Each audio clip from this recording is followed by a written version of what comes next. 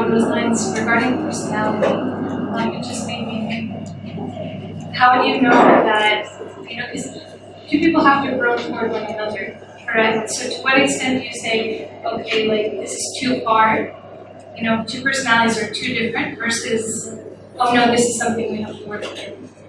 Ultimately, it comes back down to having a scaling of where your iman is at the time you got married and where it's got to where you are now. If this person has been eroding your iman for the last 5 years and you are now on the last, holding on to the last string, okay, you need to make that decision. But this is why people, when choosing your spouse, you can choose them for their looks, their wealth, their family status, but the best is when you choose them for the deen. How many people, even while I've just been here in KL, the number of people saying that I've got married, but my spouse is not practicing. And subhanAllah, didn't you ask them that before? Yeah, so a lot of people have this fantasy that once we get married, I'll start praying. But this was a common one as well. When we get married, I'll wear hijab then. Huh?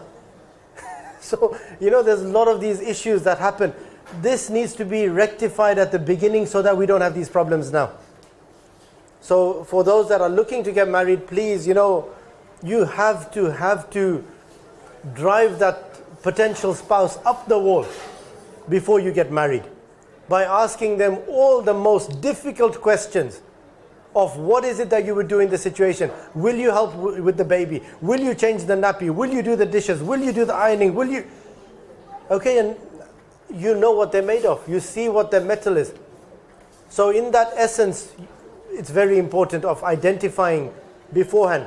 If you are stuck in the relationship, then you have to set the limits and see where you are. Because if you carry on along the same line, you see a lot of people leaving the deen in that way, because they just felt like, Allah let me down. And this is very bad. Okay.